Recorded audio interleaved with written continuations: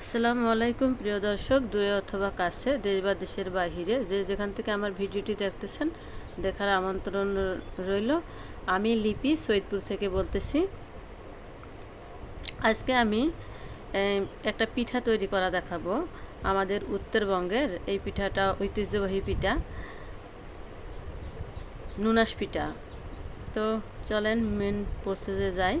পিঠাটা বানানোর জন্য কড়াইয়ের মধ্যে দিয়ে দিচ্ছি পানি, ফুটিয়ে নেব। আর এই উপকরণগুলো লাগবে আমার। দিয়ে দিলাম লবণ, হলুদের গুঁড়া, মশলা গুঁড়া দিয়ে দিব। সব মশলা গুঁড়ো করে রাখছিলাম শিলা।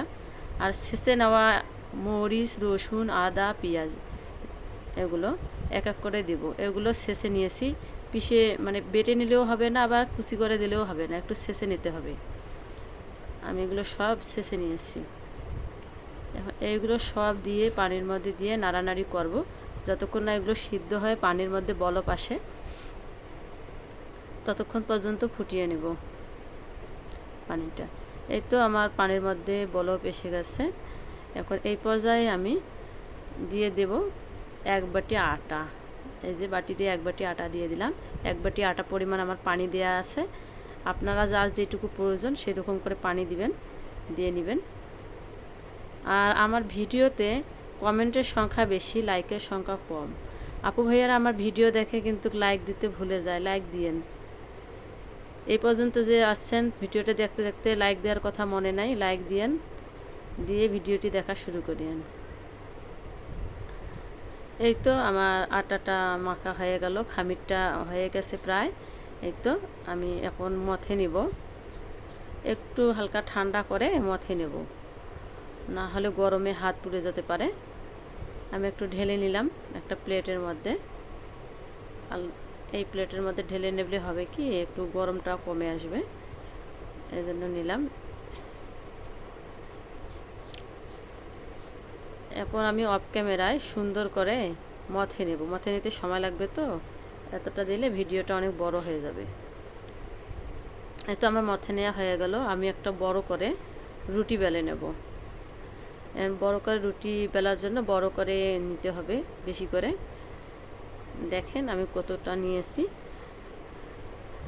সুন্দরভাবে মথে নিতেছি, আবারও ডলে নিতেছি। এখন তলানিতে একটু দিয়ে দেব আটা।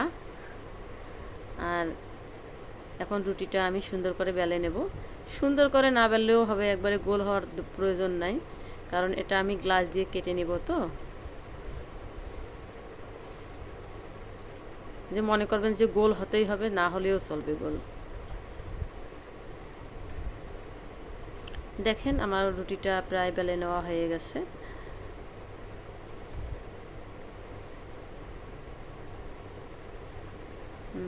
আমি আর একটু পাতলা একবারে করা যাবে না, আমারটা বেশি ভারী হয়ে গেছে, তো আমি আর একটু পাতলা করে নেব। হাত দিয়ে চেক করে দেখলাম বেশি ভারী হয়ে গেছে, অল্প একটু আর পাতলা করে নেব।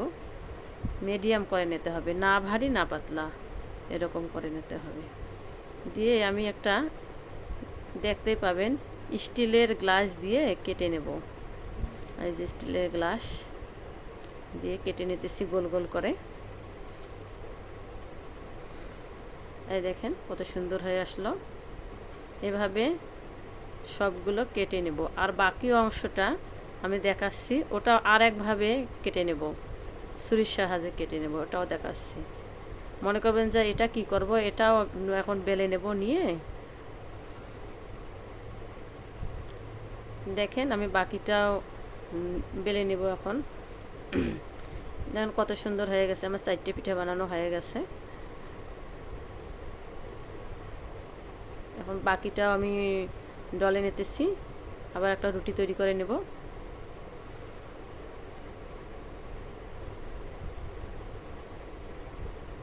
এটা একটা রুটি তৈরি করে নিতেছি আবারও।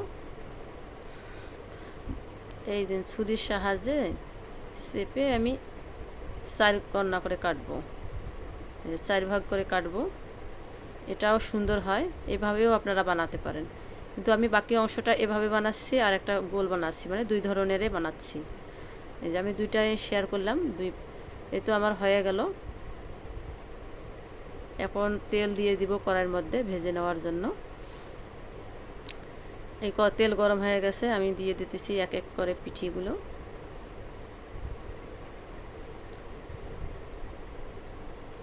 তেলের মধ্যে দেওয়া মাত্রই কিন্তু ফুলে উঠবে, অনেক সুন্দর হয়, খেতে অনেক সুস্বাদু। একবার হলেও বানিয়ে খাবেন। দেখেন কতটা ফুলে গেছে।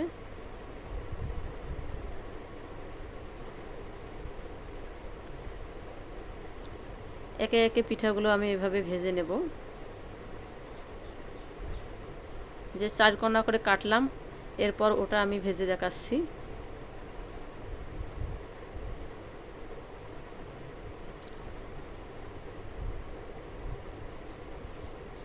প্রথম ব্যাচ পিঠাটা ভাজা হলে আমি দ্বিতীয় ব্যাচে 4 কোনা করে যে কাটলাম পরোটা সিস্টেমে, মিনি পরোটার সিস্টেমে কাটলাম, সেটা ভাজবো, ওটাও সুন্দর হয়। এগুলো আমি ঘুরিয়ে ঘুরিয়ে ভেজে নিতেছি যেন ভিতরে কাঁচা ভাব না থাকে। সুন্দর করে ঘুরিয়ে ঘুরিয়ে ভাজবেন।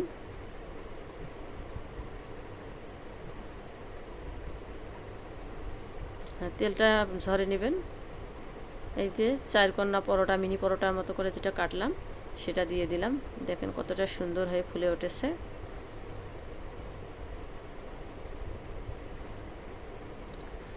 দেখতেও যেমন সুন্দর, খেতেও সুস্বাদু এই পিঠা। খেয়ে দেখবেন, বানিয়ে খেয়ে দেখবেন আমাদের উত্তরবঙ্গের এই পিঠা। এই পিঠা খালিও খাওয়া যায়, আবার মাংসের ঝোলের সঙ্গেও অনেক স্বাদ লাগে। আমার হাজব্যান্ড খুবই পছন্দ করে এই পিঠা। উনি মিষ্টি জাতীয় জিনিসটা একটু কম খায়, কিন্তু এই পিঠাটা খুব পছন্দ করে। পিঠাগুলো আমার হয়ে গেল তৈরি করে নিলাম। দেখেন আমি একটা ভেঙে দেখাচ্ছি কতটা সুন্দর সফট হয়েছে।